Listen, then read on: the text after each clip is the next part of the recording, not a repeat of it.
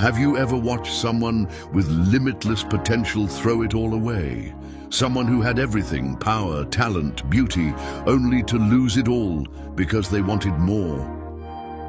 What if the greatest downfall in history wasn't of a man, but of an angel?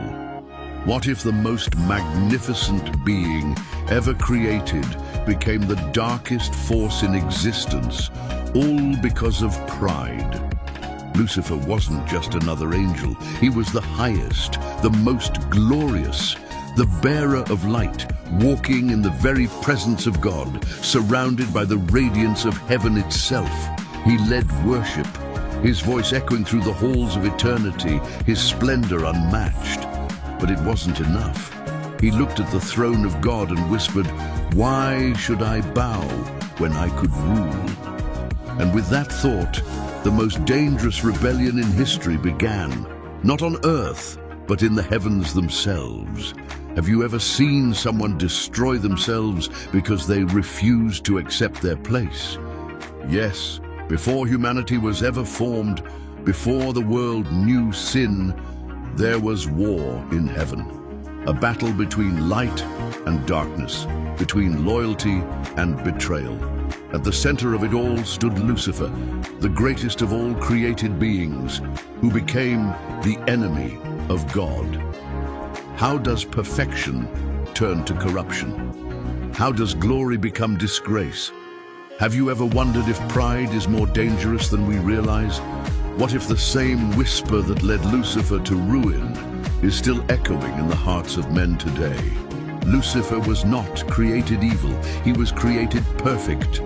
The Bible describes him as full of wisdom, perfect in beauty, clothed in radiant jewels, walking among the fiery stones of heaven. He was not just another angel, he was the anointed cherub, standing in the very presence of God.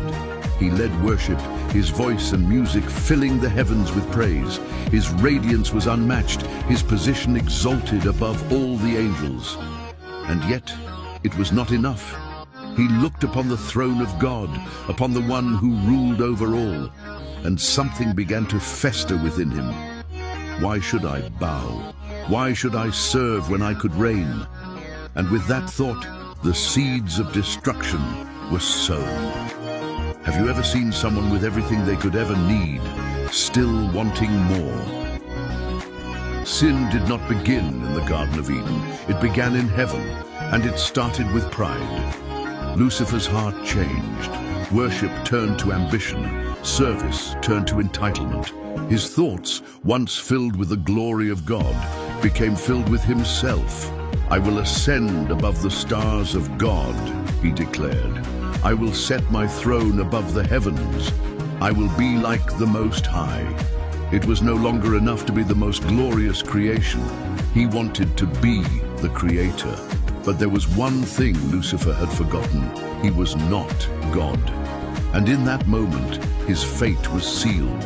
Pride had consumed him, twisted him, corrupted him. Have you ever felt pride creeping in, making you believe you deserved more than what you were given? Lucifer was not alone in his rebellion. He spoke, he persuaded, he whispered deception into the ears of the angels. 1/3 of them followed him. Can you imagine the moment? The heavens, once filled with unity, now divided. The same beings who once sang in harmony now stood in opposition. The throne of God, which had been the center of their worship, had now become the object of war. The armies of heaven stood ready, led by Michael the archangel. A war unlike anything the universe had ever seen erupted in the spiritual realm. Light against darkness, loyalty against betrayal. But there was no contest. The King of Heaven was not threatened by a fallen angel. Lucifer, who had sought the throne, was cast down, banished, stripped of his glory, his name now a curse. He had tried to ascend to the highest place, and instead, he fell to the lowest. Have you ever seen someone rise in power only to be brought down by their own arrogance? Lucifer, the morning star, became Satan, the adversary. His beauty turned to corruption, his radiance became darkness. And where did he fall? To earth, the same earth where God would later create humanity, the same earth where his vengeance would unfold. His war was not over, he simply changed his target.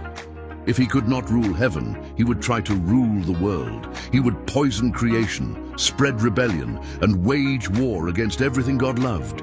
And so, the enemy of mankind was born. Have you ever found yourself in a battle you didn't start? One that began long before you even existed? When Satan saw Adam and Eve, he saw an opportunity. They were created in God's image, given dominion over the earth, walking in perfect fellowship with their Creator. They were everything he had lost. And so, he whispered the same temptation that had led to his own downfall. You will be like God. He planted doubt, twisting God's words, leading Eve to question what she had been told. And in that moment, sin entered the world. The rebellion that had begun in heaven now spread to earth. The same lie that ruined Lucifer now became the lie that ruined mankind. Have you ever believed a lie, only to realize too late that it was a trap? But Satan did not stop in Eden. He continued his war against God's plan. He influenced nations, corrupted kings, tempted believers, and sought to destroy everything that reflected God's glory. He masqueraded as an angel of light, deceiving the world into following him. He even confronted Jesus himself, offering him the kingdoms of the world in exchange for worship. But Jesus did what Lucifer never could. He chose obedience over pride. Where Lucifer had said, "I will ascend," Jesus said, "Not my will, but yours be done." Where Lucifer grasped for power, Jesus humbled himself. Have you ever been offered something that seemed too good to be true, knowing deep down it was a lie?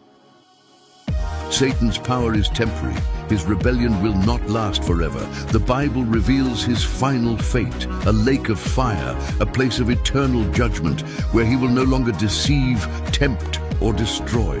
The one who sought to be like God will be stripped of everything, cast into the darkness he once ruled, and heaven will be restored. Sin will be erased. The rebellion will finally end. What started as pride will end in ruin. The throne he once coveted will never be his, and God's kingdom will reign forever. Have you ever thought about what side of history you are on? Are you fighting for the right kingdom? Lucifer's story is not just about an angel's fall. It is a warning for all of us. Pride is not a small flaw, it is the root of destruction. It turned heaven's most radiant being into its darkest enemy. He had beauty beyond measure, power beyond comprehension, a place in the very presence of God, yet he threw it all away for the illusion of self-exaltation. He thought he could be equal to God, that he could take the throne for himself. But instead of rising higher, he fell lower than any creature before him. His rebellion did not elevate him, it stripped him of everything. And yet, his tactics have not changed. He still whispers the same lies he told himself. He still tempts with the same promises that led to his downfall. He still deceives with the same arrogance that turned angels into outcasts. And the question remains, will you fall for the same trap? Have you ever felt pride creeping into your heart, telling you that you deserve more, that you don't need to submit, that you can do things your own way? What if that voice is the same deception that led to the first rebellion? What if the very temptation you face today is the same one that turned heaven's greatest angel into its greatest traitor? Tell me, what part of Lucifer's story spoke to you the most? Have you ever struggled with the temptation to elevate yourself beyond what God has called you to be? If this story made you think, then don't miss our next video. Joseph, the man who was thrown into a pit, enslaved and betrayed, yet rose to rule a nation. Watch it next.